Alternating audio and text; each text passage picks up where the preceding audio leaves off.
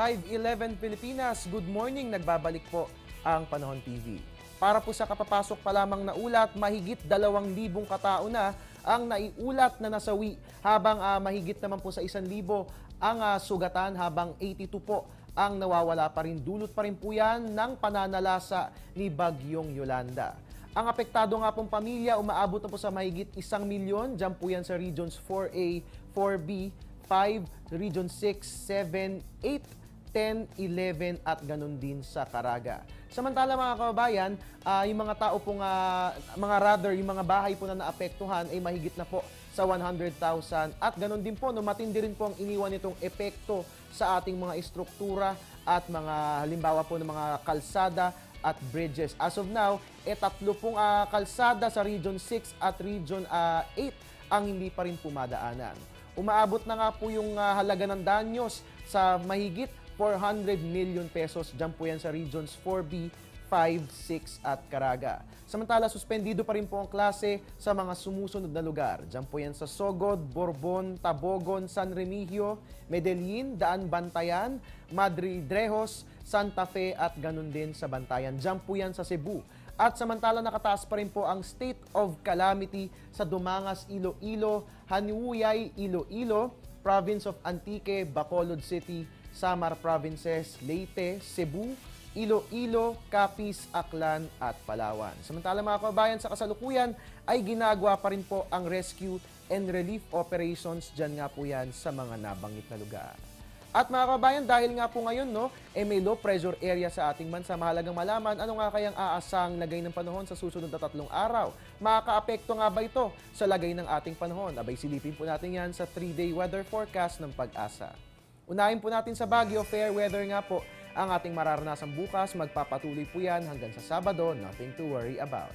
Samantala dito po sa atin sa Metro Manila, makararanas po tayo ng bahagyang maulap na papawirin. Pero fair weather naman po yan, dahil ang mararanasan lang natin ay isolated light rain. Simula po yan bukas, magpapatuloy po yan hanggang sa Sabado.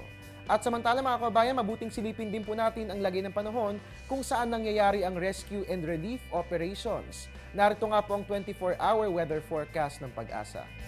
Unahin po natin sa Legazpi, cloudy po ang ating panahon dyan, pero makararanas din po tayo ng mga pag-ulan. Sa Puerto Princesa, cloudy with rain showers or thunderstorms, aabot po ang temperatura between 23 to 30 degrees Celsius. Sa Iloilo, magiging maulan po ang ating panahon dyan. So para po sa mga magvo-volunteer for rescue and relief, magdala po tayo ng kapote at ganun din po ay magdala tayo ng payong.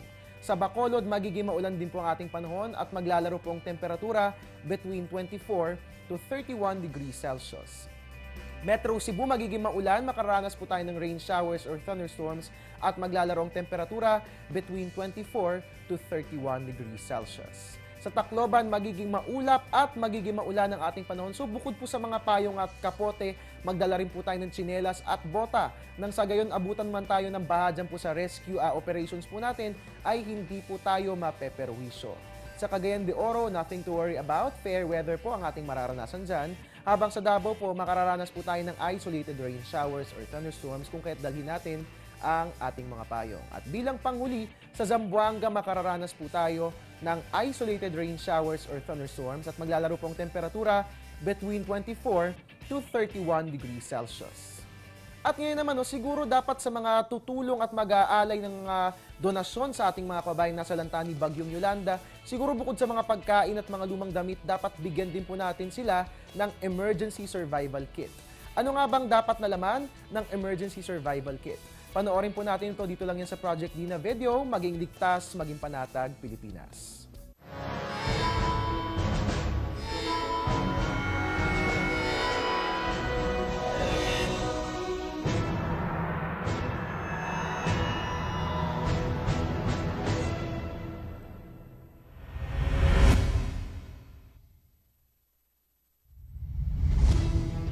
Anumang oras, dapat may nakahandang emergency survival kit na madaling bitbitin kung sakaling nagkaroon ng sakuna at kailangan ng lumikas ng tahanan. Dapat laman ito ang mga sumusunod.